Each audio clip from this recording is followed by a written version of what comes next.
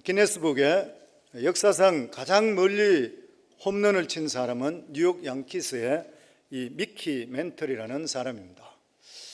무려 196m, 비공식적으로 200m도 넘게 날린 일도 있다고 합니다. 한국의 기록은 150m입니다. 그는 19살에 메이저리그에서 주전으로 활약했고 1969년 은퇴할 때까지 엄청난 기록을 남겼습니다.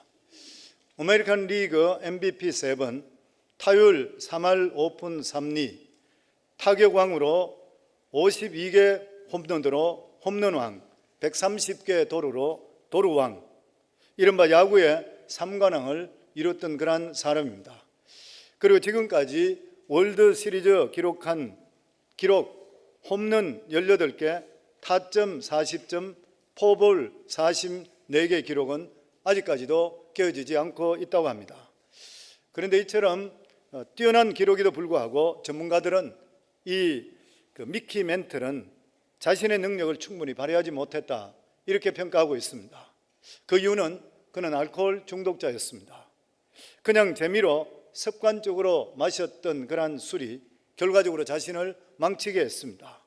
그는 술로 인해서 간이 병이 들고 나중에 이식했지만 온몸에 암이 퍼져서 죽었습니다.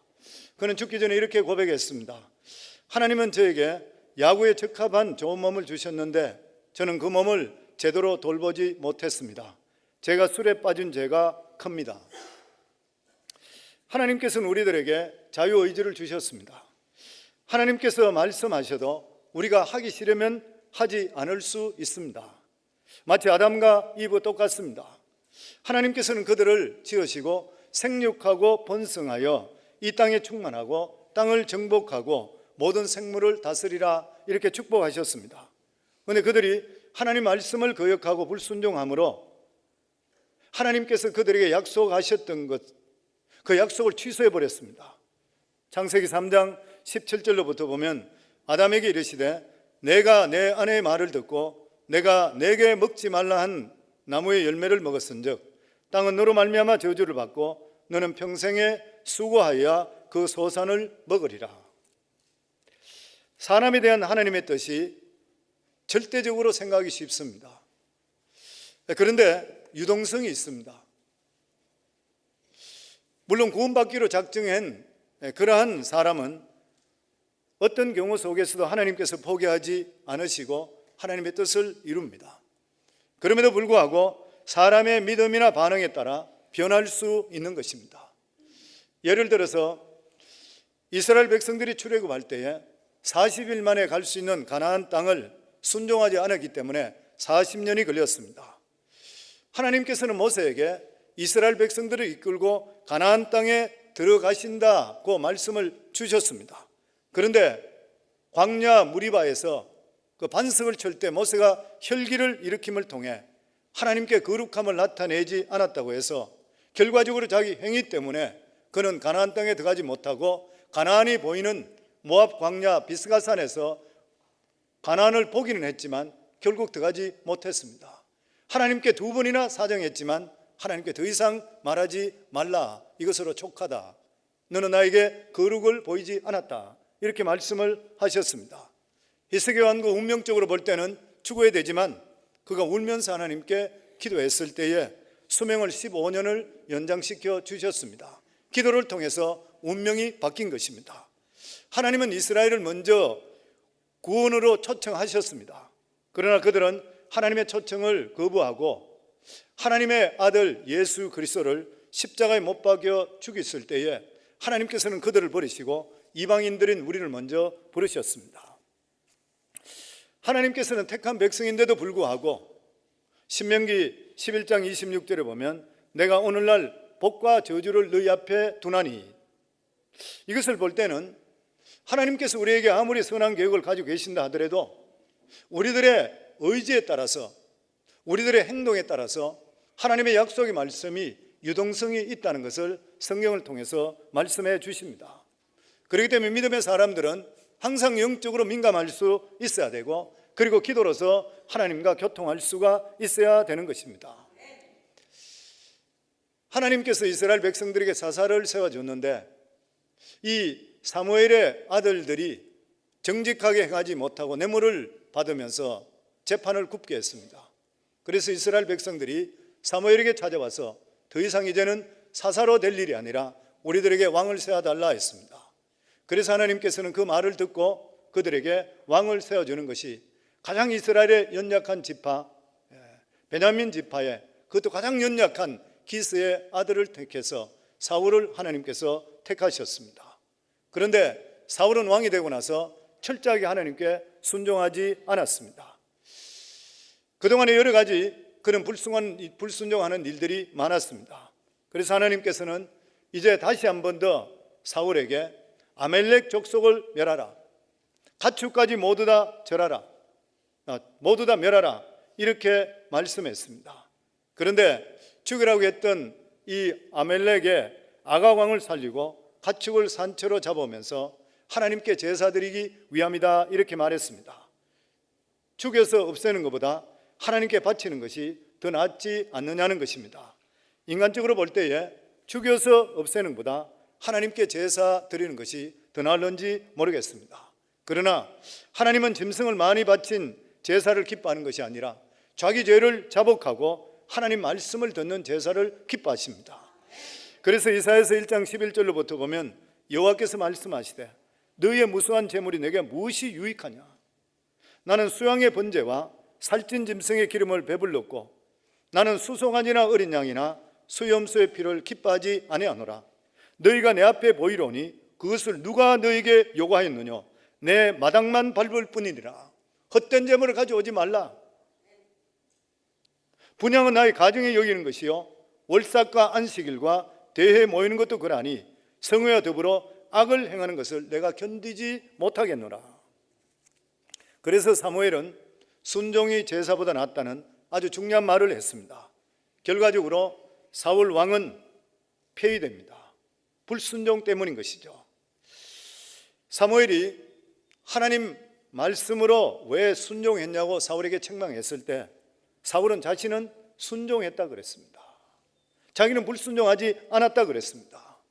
오늘 읽은 20절부터 보면 사울이 사무엘에게 이르되 나는 실로 여호와의 말씀을 청종하여 여호와께서 보내신 길로 가서 아멜렉 왕 아각을 끌고 왔고 아멜렉 사람들을 진멸하였으나 다만 백성이 그 마땅히 멸할 것 중에 가장 좋은 것으로 길갈에서 당신의 하나님 여호와께 제사하려고 양과 소를 끌어왔나이다 하는지라. 아멜렉 왕 아각 외에는 다 죽였고 소나 양도 죽이되 좋은 것들은 제사하기 위해서 끌고 왔는 것이라. 죽이는 것보다 제사 드리기 위해서 바치는 것이 더 낫지 않느냐?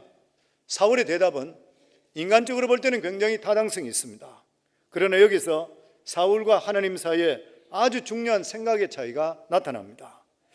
사울은 전쟁은 이기면 된다 이렇게 생각했습니다. 사실 전쟁이라면 이기는 것이 가장 중요하다 생각할 수 있을 것입니다. 그러나 하나님께서는 이기는 것보다 더 중요한 것이 있다는 것이요. 하나님께서는 사울에게 다른 것을 요구했습니다. 전쟁에 이기고 지는 것이 아니라 얼마나 철저하게 하나님 말씀에 따라서 움직이는가를 보기를 원했던 것이요. 다시 말해서 사울이 아멜렉을 친 것은 앞으로 이스라엘을 다스릴 왕으로서 하나님 뜻이 얼마나 정확하게 움직이는 것을 보기 원했다는 것입니다. 그런데 사울은 하나님 뜻대로 움직인 것이 아니라 자기 생각대로 움직이는 것이요. 이것에 대해 사무엘은 하나님이 번제와 다른 제사를 하나님의 목소리 순종하는 것보다 좋아하지 않으신다 이렇게 대답했습니다. 즉 하나님께서 가장 기뻐하는 것은 제사가 아니라 말씀 듣고 순종하는 것이요. 사울은 수만 명을 죽였지만 단 한 사람을 살려주었습니다. 그러니까 하나님께서 주시는 명령에 대해서 99.9%를 수행했던 것이요. 사람들은 이 사람의 행동에 대해서 순종으로 볼지 모르지만 하나님께서는 거역이라 그럽니다. 무슨 말씀인 것입니까? 부분적인 순종은 불순종입니다. 여기서 순종과 그리고 제사의 첨예한 대립이 나타납니다. 사실 제사와 순종은 분리할 수가 없습니다. 제사 드리는 이유가 됐습니까? 우리 삶 속에 불순종했던 그러한 기지들을 제사로 나와서 깨끗이 씻음받고 하나님 뜻 가운데 순종하기 위해서 제사 드리는 것이요. 그러니까 우리가 하나님 말씀에 불순종했을 때에 하나님께 나와서 불순종한 것을 고백하고 이제부터 순종하겠습니다 그러고 나오는 것이 바로 제사인 것이요. 다시 말하면 하나님 말씀에 순종할 수 있는 힘이 어디서 나오면 예배에서 나오게 되어 있다고 하는 것이요. 그래서 우리 삶 속에 예배가 죽으면 우리 삶은 승리할 수가 없는 것이요. 그래서 우리 삶에 예배 승리하면 인생을 승리하게 되어 있는 것이요. 아멘. 그런데 여기서 사울이 말하는 예배는 무엇입니까? 사울이 말하는 것은 하나님 말씀에 순종하기 위해서 힘을 얻기 위해서 예배 드리는 것이 아니라 사울의 제사는 단순한 예배를 드리기 위해서 예배입니다. 오늘 산부 예배 오신 우리 성도님들 어떻습니까? 그냥 주일이 됐으니까 예배이기 때문에 예배 드리러 왔습니까? 아니면 내 죄의 용서함을 다시 한 번 더 깨끗하게 씻음받고 내가 하나님 앞에 정결함을 받고 성령의 능력을 통해 셈을 받아서 일주일 동안 믿음으로 살기를 원해서 하나님께 나오시는 것인가? 아니면 적당히 주일이니까 억지로라도 하나님께 예배당에 왔다 가는 것인가? 하나님께서 원하시는 예배인 것인가? 아니면 사울과 같은 예배인 것인가? 사울은 단순히 예배를 위한 예배를 드렸습니다. 그냥 풍성한 예배를 드렸으니까 하나님께서 나에게 축복해 주실 것을 믿는다는 그러한 뜻이었습니다. 사울의 예배는 일종의 거래였습니다. 내가 나가 예배 드렸으니까 하나님 저를 복 주소서. 하나님께서는 거래를 원치를 않습니다. 왜냐하면 이 세상의 모든 것이 하나님 것이기 때문에 굳이 인간과 거래할 필요가 없는 것이요. 더욱이나 하나님께서는 말씀에 순종이 없는 그러한 제사는 기뻐하지를 않는 것입니다. 그래서 22절에 보면 사울이 이르되 여호와께서 번제와 다른 제사를 그의 목소리 청종하는 것을 좋아하심 같이 좋아하시겠느냐? 순종이 제사보다 낫고 듣는 것이 수양의 기름보다 나으니. 우리가 알아야 될 것은 결코 제사와 순종이 별개가 아니라는 것입니다. 제사 드리는 그런 이유는 하나님 뜻에 더욱더 순종하는 믿음의 능력을 얻기 위함인 것이요. 결코 순종한 의사가 없으면서 그냥 예배 드리는 거 하나님 싫어하십니다. 여기서 우리가 하나님을 가장 기쁘게 하는 것은 하나님의 말씀에 귀를 기울이고 자기 자신을 하나님 뜻에 복종시켜서 드리는 제사가 산제사인 것이요. 그런데 우리 의지는 어떻습니까? 어떤 사람이 그렇게 표현했습니다. 우리 인간의 의지는 힘센 황소와 같다. 하나님의 뜻이 아닌 줄 알면서도 계속적으로 고집을 부립니다. 그때 하나님께서는 고집을 끊고 자기가 죄 짓는 데서 돌았을 때 하나님께서 기뻐하시는 것이요. 성도님, 우리가 예배당에 나와서 예배 드릴 때 왜 자꾸 예배가 무의미해지는 것입니까? 실제 생활 살아가는 삶 속에 순종하지 않고 예배 드리면 예배는 은혜가 안 됩니다. 실제로 우리 삶 속에 말씀대로 순종하면서 하나님께 나와 예배 드리게 되면 예배가 그렇게 감격스러워요. 말씀이 어땠든 찬양이 어땠든 상관없이 하나님께 나와서 예배 드린다고 앉아있는 자체가 감격이 돼요. 그런데 우리 삶 속에 말씀하고 상관이 없다가 그냥 오는 분들은 사울과 같은 똑같은 마음으로 들어올 수밖에 없는 것이에요. 우리가 얼핏 보기에는 사울은 아가광만 살리고 그리고 또한 아주 튼튼한 짐승들만 몇 마리 데려왔습니다. 하나님 말씀을 잘 순종했는 것 같습니다.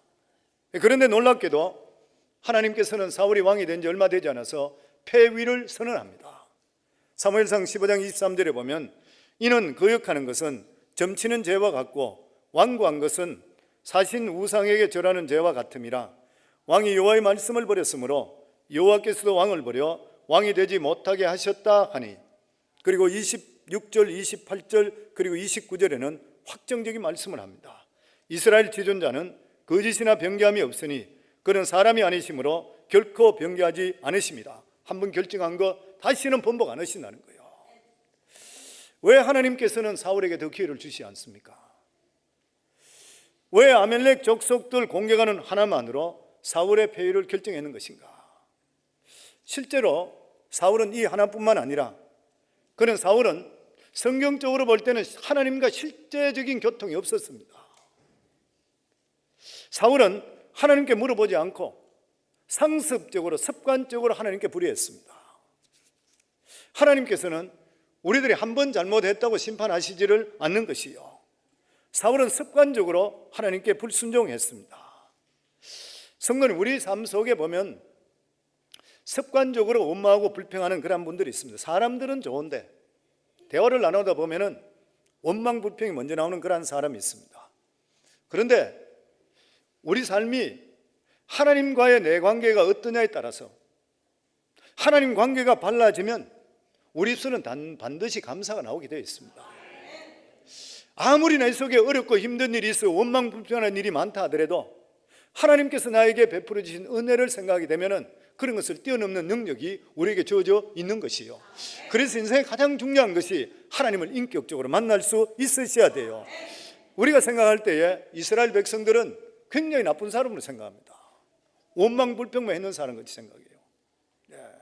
그런데 실제적으로 들어가 보면은 그 광야길에서 원망하지 않을 사람이 누가 있겠습니까? 그런데 그들은 여차하면은 그냥 원망하고 불평했어요. 무슨 말이에요? 원망과 불평과 불순종이 습관이 되어버렸습니다. 오늘날 예배당에 나오는 수많은 사람들이 신앙생활을 오래 했는데도 불구하고 원망과 불평이 습관되어 있는 사람이 있습니다. 성도는 우리가 입술로서 원망, 습관 그리고 불순종하는 그 순간에 입안에 사단이 들어올 수 있는 사다리를 놔요. 감사할 때는 사단이 절대로 못 들어옵니다. 감사는 백신이라 그러잖아요. 하나님께 감사할 때는 악한 것들이 한 길로 일곱 길로 도망가요. 그런데 우리 입술에 원망 불평하는 순간에 온갖 잡신들 더러운 것들이 다 들어오는 것이에요. 자기는 잘 몰라요. 그런데 그 옆에 가 있으면 냄새가 나요. 영적으로 영적인 냄새가 나는 것이에요 보면. 그래서 순종이라는 책을 지었는 존 비비어라는 분, 아마 이 책은 굉장히 유명하기 때문에 많은 분들이 읽었을 것입니다. 근데 그분이 보면은 불순종하고 원망 불평 많이 했는 사람들이 하나님께서 워닝을 계속 했는데도 불구하고 그 말을 듣지 않았던 사람들이 일어났던 사고, 그리고 사고사들, 사고 나서 다시 돌아온 사람도 있고 아예 사고를 그냥 데려가는 사람이 있고, 이런 것들을 열거해 놓은 그러한 예화가 나와 있습니다. 그러면서 그가 이렇게 마지막에 고백했습니다. 가장 정신 번쩍 들게 하는 사실은 내가 틀렸는데도 내가 매번 옳다고 믿는 사실이라. 영적인 감을 잃어버리게 되면 자기가 틀린데도 불구하고 틀린 것을 모르고 주위 사람들에게 자기 옳다는 것만 자꾸 이야기하게 된다고 하는 것이에요 보면. 하나님께서는 사울이 습관적으로 불순종하고 원망 불평하고 있는 것을 보고 계시다가 마지막으로 하나님께서는 이 아멜렉 족속을 쳐는 것을 통해 하나님께서 결정하시기로 마음을 다짐했습니다. 그런데 역시 마찬가지로 그는 부분적으로 순종했지 전체적으로 순종하지 않았습니다. 그래서 하나님께서는 이 사건을 통해서 앞으로 이 사울은 절대로 100% 변할 수 없다는 것을 하나님께서 믿으셨는 거예요. 하나님께서는 우리의 행동을 일거수일투족을 보고 계시는 것이요. 그런데 아무리 기다려도 우리가 변화의 가능성이 없다고 판단된 때는 하나님께서 마지막 심판을 선언하십니다. 그러면 다시 되돌릴 수 없는 거예요. 오늘날 우리에게 하나님 뜻도 고정되어 있는 것이 아니라는 것을 알아야 돼요. 하나님의 선한 기회를 우리에게 주셨을 때에 철저하게 믿음으로 나가면 축복이 더 커지게 되어 있습니다. 그러나 인간적인 생각에 빠져서 거기에 가면 그 축복은 엉뚱한 사람한테 가는 것이에요. 그러면 우리가 하나님의 선한 계획을 붙드는 방법이 무엇입니까? 그것은 하나님이 어떤 분이냐를 제대로 알아야 됩니다. 하나님께서는 교만한 자는 버리십니다. 성도, 하나님 쓰임 받다가 중간에 버림받는 사람은 교만해서 그렇습니다. 교회도 보면 많은 목회자들이 그런 이야기 하시죠. 집 살 때는 교회 그래 충성하다가 장로 되고 나서부터 사람이 180도로 바뀌는 사람들, 어깨에 완장을 하나 채워주면 사람이 바뀌는 사람들, 일반 때는 괜찮다가 교회 직분을 주어주면 사람이 태도가 바뀌는 사람, 그것이 하나의 군인 양 생각하는 사람, 교만해져 버리는 것이죠. 그래서 성도님, 우리가 믿음의 삶을 살 때, 교회 신앙생활 할 때 겸손해지기 위해서 필사적으로 애써야 됩니다. 그렇지 않으면 지금까지 받았던 복이 다 날아가는 거예요. 그리고 두 번째로 우리가 하나님의 선한 방법을 받드는 그런 방법이 뭐냐면은 사람을 실망시킬 각오를 해야 됩니다. 끝까지 하나님 뜻에 충성하지 못한 사람들의 특징이 뭐냐면 사람을 너무 좋아했기 때문입니다. 사람에게 과도하게 매여 있으면 하나님 뜻을 저버리는 것이요. 사울은 하나님께서 어떻게 생각하실까 보다 백성이 어떻게 생각할까를 먼저 생각했습니다. 사울은 인간적으로 정도 많고 의리도 있었고 그리고 훌륭한 점이 많았습니다. 그러나 사울의 이러한 인간적인 관계에 매여서 하나님 뜻을 향해서 더 이상 나가지를 못했던 것이요. 그래서 우리 목회자 세미나에 가면 목회를 아주 훌륭하게 잘하는 분들이, 목회자들이 그렇게 이야기합니다. 목사님들, 목회하면서 과도한 정을 가지게 되면 사단이 꼭 틈탑니다. 저는 그게 너무 목회하면서 제 마음속에 많이 와 있습니다. 목회하면서 제일 힘든 것이 성도들에 대한 과도한 정입니다. 아닌데 정 때문에 끊지 못하는 경우들이 참 많이 있습니다. 근데 이게 결국 목회 자체를 망하게 하고 교회를 어렵게 하는 것이에요. 보면 사울은 매사에 하나님보다는 사람 중심이었습니다. 여기에 비해서 다윗은 인간미는 좀 떨어졌지만 하나님 중심적이었습니다. 그래서 다윗은 끝까지 하나님의 축복을 받았습니다. 인간적인 것은 처음에는 굉장히 좋습니다. 그런데 인간은 부패 본성을 가지고 있기 때문에 결과적으로 변질됩니다. 그래서 사람들이 교회 안에서 그렇게 가깝던 사람이 나중에 원수되는 경우가 얼마나 많이 있어요.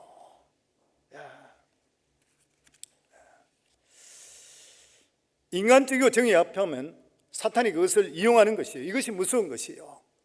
그러나 하나님 중심적인 것은 처음에는 모든 것이 딱딱 잘라버리기 때문에 인간적으로 별로 재미가 없는 것 같아요. 그런데 시간이 가면 갈수록 덜 부패합니다. 그래서 사도 바울은 우리 그리스도인의 인간관계에 대해서 항상 주 안에서 사랑한다. 주 안이라고 되었어요. 계속 주 안이라고 되었습니다. 왜냐하면 주 안에 사는 것이 아니면 부패해서 결국 사탄이 틈타게 하는 기회를 주기 때문인 것이에요.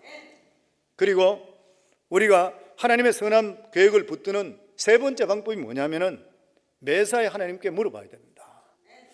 사울의 결정적인 실수가 뭐냐면은 하나님께 묻지 않았다고 성경에 기록하고 있습니다.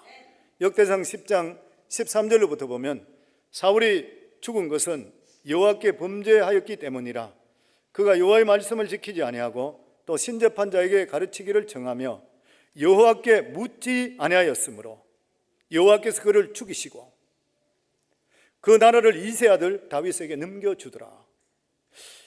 사울과 다윗의 차이는 왜 차이 나냐면은 하나님께 묻고 묻지 않는 것 차이입니다. 묻는 것이 무엇이에요? 다윗은 매사에 하나님께 물어봤습니다. 기도했습니다. 그런데 사울은 자기 마음대로 해버렸던 것이에요. 그런데 여기 오늘 말씀에 보면은 사무엘이 이렇게 사울에게 이야기했을 때에 사울이 회개했습니다. 24절에 보면 사울이 사무엘에게 이르되 내가 범죄하였나이다. 내가 여호와의 명령과 당신의 말씀을 어긴 것은 내가 백성을 두려워하여 그의 말을 청종하였음이니이다. 그런데 이 사울은 진정한 회개가 아니었습니다. 만약에 사울이 진심으로 회개했다 그러면 아각 왕을 그 자리에서 죽여야 되고 가져왔던 짐승들을 다 죽여야 되는 것이에요. 그랬다면 하나님께서 자비로우신 하나님이기 때문에 사울에게 다시 기회를 주었을는지도 모르는 것이에요. 그런데 사울은 말로만 회개를 했는 것이지 자기의 생각이나 가치관을 바뀌는 그러한 회개를 하지를 않았습니다. 나중에 사무엘이 제사를 사울과 함께 드릴 때에 사울은 자기 백성들이 아직까지도 사무엘을 인정하는 것을 보고 사정을 합니다. 옷을 붙들고 사정하는 것이요. 백성들이 사무엘 당신이 나를 떠나게 되면 백성들이 나를 어떻게 볼 것인가? 그렇기 때문에 나와 같이 가서 제사를 꼭 드려주세요. 간청하는 것이요. 그러니까 이 사울에게 중요한 것은 하나님 앞에 회개하는 것보다 사람들이 어떻게 볼 것인가. 성도는 우리 믿음의 삶을 살 때도 하나님 보이 잡지 않고 사람 잡는 순간부터 하나님 손 놓습니다. 항상 명심하셔야 돼요. 저는 목회자로서 항상 마음속에 가지는 겁니다. 주의 종이 주인이신 하나님 손 놓게 하는 방법은 사람 잡는 방법이요. 반면에 16장부터 나오는 다윗은 연단을 통해서 철저하게 순종을 배웁니다. 하나님께서 이렇게 준비된 사람을 통해서 이스라엘의 메시아를 낳게 해 주시는 것이요. 그럼 순종이 축복인지 지식적으로 다 알고 있는데 왜 순종하지 않는 것입니까? 하나님 못 만나게 돼 그래요. 성도 왜 순종하지 않아요? 하나님이 실제로 계신지 못 느껴서 그래요. 하나님이 살아 계신 걸 아는 사람은 입술 단속도 하고 그리고 하나님께 불순종도 안 해요. 성경에 보면은 여리고성을 멸망시키는데 하나님께서 일부러 거기에다가 정탐꾼을 보내게 합니다. 그 정탐꾼을 보내게 했던 그런 이유가 바로 그곳에 있는 기생 라합 한 사람 구원하기 위해서요. 이 기생 라합은 하나님께 상천하지의 하나님으로 하늘에 계시도 땅에 계신다는 것을 고백했던 사람이에요. 하나님께서는 확실하게 이렇게 하나님을 섬기는 이 사람을 구원하기 위해서 정탐꾼을 보냈던 것이에요. 그러니까 하나님 말씀을 순종하지 않는 자는 실제적으로 하나님을 모르는 사람이라. 그리고 이렇게 순종하는 사람은 반드시 결단으로 나타납니다. 우리가 너무 잘 알고 있는 그런 이야기죠.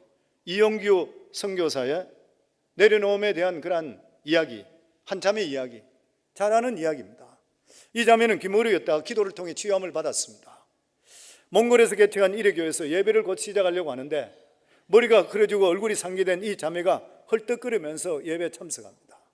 그리고 이렇게 급해오게 된 그런 이유가 소를 몰고 소고기를 주다가 소를 잃어버렸던 거예요. 그래서 소를 찾기 위해서 헤매다가 예배 시간이 다가올 때에 소 찾는 것을 포기하고 예배당에 예배드리기 위해서 헐떡벌떡 달려왔던 것이에요. 가난한 몽골에서 소 한 마리는 어떤 것보다도 재산입니다. 이러한 재산 손해를 보는데도 불구하고 예배 시간에 늦지 않기 위해서 예배당에 나왔던 것이요. 오늘날도 수많은 사람들이 돈 손해 안 보려고 그래요. 그래서 예배보다도 장사하는 게 먼저, 사람 만나서 사업하는 게 먼저, 아주 큰 손님 있다고 그 손님 만난다고 예배당에 안 온 사람 많이 있어요. 왜 그렇습니까? 하나님 못 만나서 그래요. 하나님 만난 사람 절대 못 그럽니다. 그러고 나서 이 자매가 거기서 예배 드리고 예배가 다 끝나는 순간에 바깥에 소 울음소리가 들려서 사람들이 나가보니까 잃어버렸던 소가 집으로 가지 않고 예배당에 와 있었다 그런 거죠. 하나님께서는 확실하게 표적을 보여주셨는 것이요. 사랑하는 성도님들, 이 세상에 아무리 바쁜 일도 하나님 일보다 바쁜 것은 없습니다. 우리가 늘 기억해야 될 것은 하나님 나라를 위해서 결단하면 하나님께서 반드시 우리를 책임져 주시게 되어 있는 것이요. 이것을 믿는 것에 대한 행위가 바로 순종에 대한 결단입니다. 순종은 하나님께서 우리에게 축복해 주시기 위한 통로인 것이요. 이것을 믿고 체험한 사람은 순종부터 먼저 해요. 이해되지 않더라도 순종부터 먼저 하는 것이요.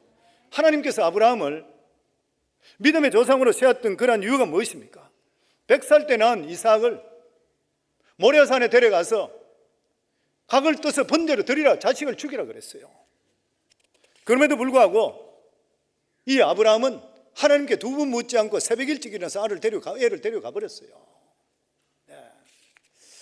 하나님께서는 이 아브라함의 믿음을 보시고 그 순종을 보시고 그에게 믿음의 조상이라는 이름을 붙여주셨는 것이요.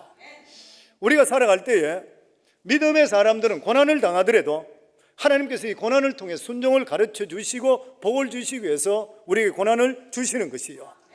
신명기 8장 5절에 15절에 8장 15절에 18절에 보면 이렇게 말씀합니다.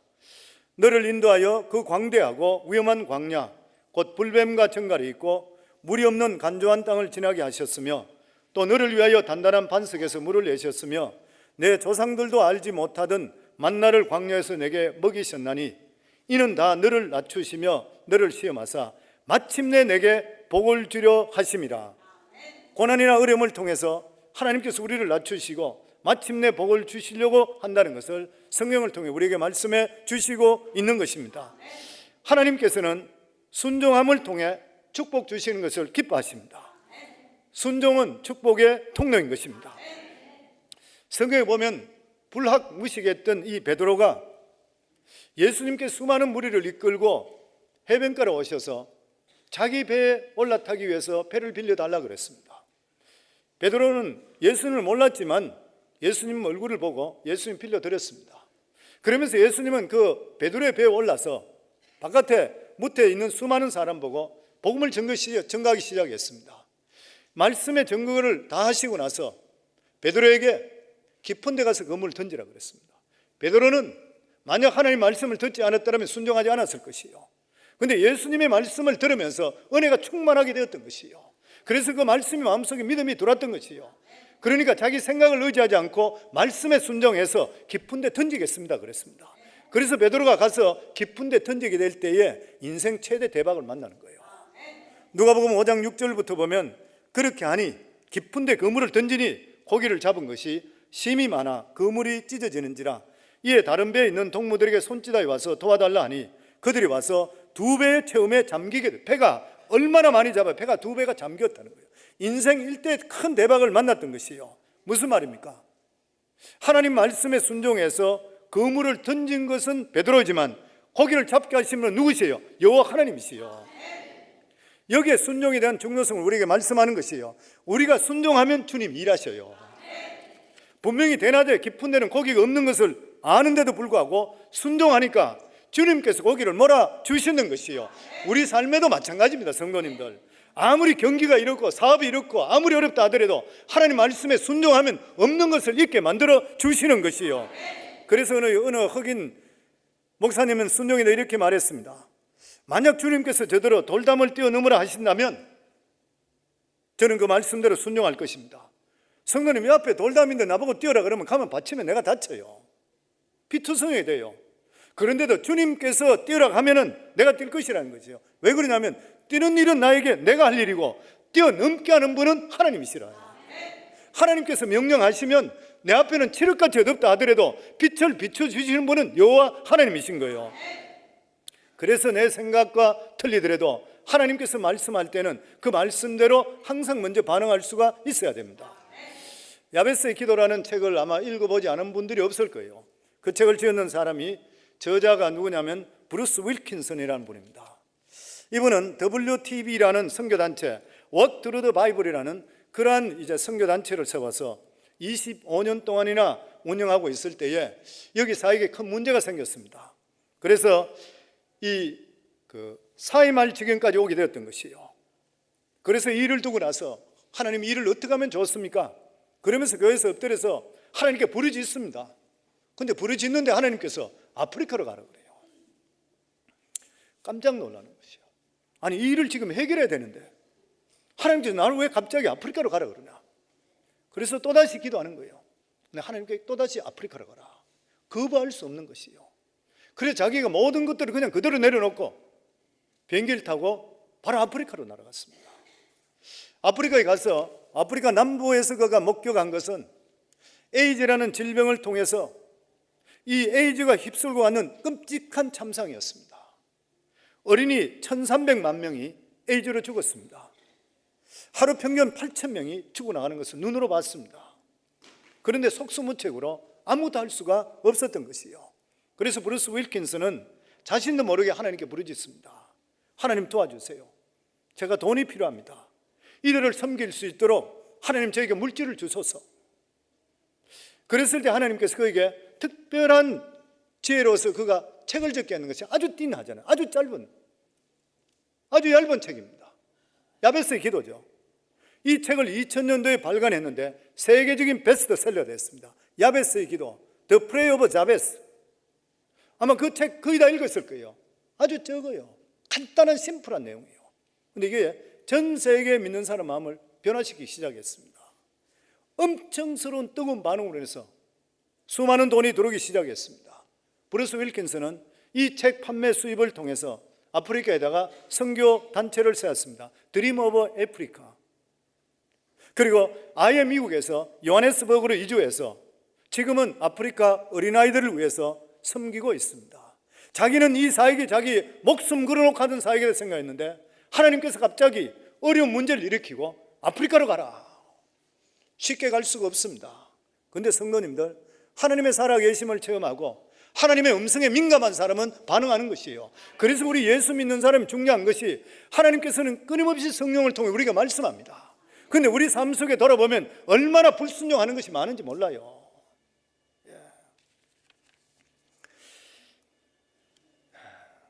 하나님께서는 우리 인생에 길이 막히고 끝장났다 생각하는 그러한 순간에도 하나님 앞에 나가면은 끝이 아니라 새로운 길이 분명히 예비되어 있는 것이에요. 그때는 우리의 계획이 아니라 하나님의 원대하고 위대한 계획이 기다리고 있다고 하는 것입니다. 그래서 우리 예수 믿는 사람 절대로 절망이 없어요. 우리에게 가장 중요한 것은 내가 얼마나 믿음 안에 바로 서 있느냐, 내가 얼마나 기도하고 내가 얼마나 말씀 중심적으로 사느냐, 이게 중요해요. 이것만 바로 정립되면 나머지는 넘어지고 잘못되는 일이 있어도 반드시 합력의 선을 이루어 주시는 것이에요. 그리고 하나님 말씀에 순종하면 살 길이 준비되어 있다고 하는 것입니다. 하나님께서 가라면 가야 되고 멈추라면 멈춰야 되는 것이요, 하나님을 신뢰하고 무조건 순종하기를 주의 이름으로 축원합니다. 우리의 능력은 한계가 있지만 하나님은 능력에 한계가 없는 것이요. 아멘. 하나님께서는 오늘도 순종할 사람을 찾고 있습니다. 돈 있고 잘나고 똑똑한 사람을 찾는 것이 아니라 하나님께 순종한 사람을 찾고 있어요. 어리석고 무지하다 하더라도 순종하는 사람을 세워서 똑똑하고 지혜로운 사람 부끄럽게 하시기를 원하시는 하나님이시요. 아멘. 잔 비비어 순종을 섰는 이 사람이 이런 말을 했습니다. 순종은 결코 구속이 아니라 보호하심 속에 거하는 축복이라. 우리 한번 복창할까요? 순종은 결코 구속이 아니라 보호하심 속에 거하는 축복이라. 순종하게 되면 보호함 받습니다. 순종하면 하나님 축복해 주시는 것이요. 아멘. 오늘 3부 예배 나오신 우리 성도님들, 우리 삶 속에 혹여나 습관적으로 불평하고 습관적으로 원망하고 불순종하는 것들이 있습니까? 이것들 버리지 않고는 하나님이 주시는 복 절대 못 받습니다. 구원은 예수 그리스도의 믿음을 통해 우리가 구원받지만 살아가는 삶의 축복은 우리 입술의 고백, 우리 입술에 살아가는 모든 삶에 따라서 받게 되어 있는 것이요. 그러니까 성도는 우리 입술에 파수꾼을 세워야 되는 것이요. 그래서 성도님들, 혹여나 부부간에 아니면 성도들 간에 사람은 좋은데 입만 벌면 원망 불평하는 사람이 있거든. 이렇게 물으면 좋을 것 같아요. 너 사울 될래? 이렇게 안 물으면 좋을 것 같아요. 너 사울 될래? 사울 되고 싶으면 원망 불평해라. 부부간에 굉장히 중요합니다. 왜냐하면 부부간에도 둘이 다 잘 돼야 되잖아요. 근데 한 남편이나 아내가 원망 불평하는 사람, 불순종 잘하는 사람, 그 사람 때문에 가정이 복을 못 받게 돼요. 믿음의 형제 자매들 가운데서도 원망 불평 잘하고 사람은 좋아요. 저는 목회하면서 느끼는 그렇습니다. 사람은 좋은데 입만 띄면 원망 불평하는 사람이 있습니다. 복을 못 받죠. 보면 그런 것들이 변경돼야 되는 것이에요. 사랑하는 성도님들, 순종은 결코 구속이 아니라 하나님의 주시는 축복을 주시기 위한 길인 것이요. 그리고 우리 속에 있는 원망 불평 불의 같은 것은 오늘 이 시간에 예수 이름으로 쫓아내기를 주의 이름으로 축원합니다. 그래서 하나님의 예비하신 놀라운 은혜를 누리고 이 복이 대대로 이룰 수 있는 우리 성관계 성도들 다 되기를 주의 이름으로 축원합니다.